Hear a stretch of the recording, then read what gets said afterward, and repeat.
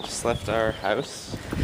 Danny, what are you contemplating at the start of our day? Thinking about how I would most like to die. Here's Maudlin Bridge.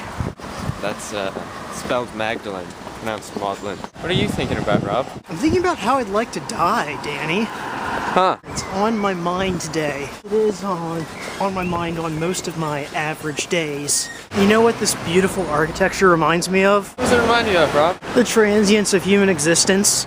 Good old Sister Death. Well, Danny, it looks like we've wandered into Whisk/OSAP office. We come to print things and hang out and get water and look through the small library. Man, as we've wandered around wondering about death, we've somehow ended up at our next stop, Yes. the new college campus. Can I ask you a simple question about your chicken? How would you describe it? Dead. You know what our daily coffee break reminds me of? What's that? Life. There's so much life in this iced coffee in the first coffee house established in England in 1650. All I can really think about now is death as we prepare to descend back into the bowels of the university library system. Almost got hit with a car.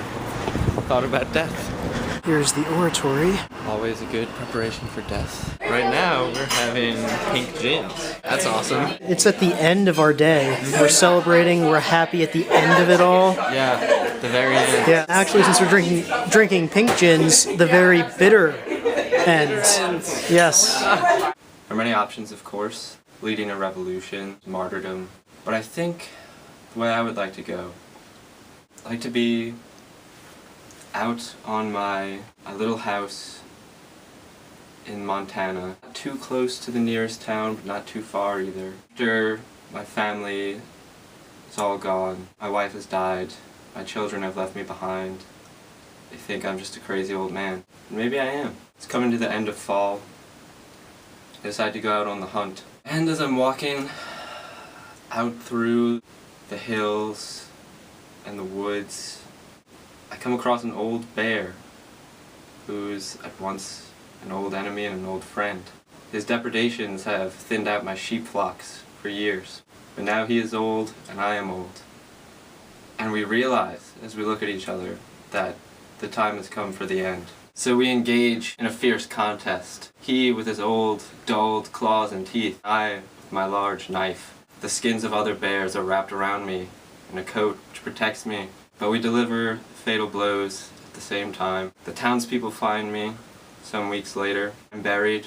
The bear is mounted and placed in the town in a memorial to me. People remember me fondly as a strange yet wise old man who knew how to live and how to die.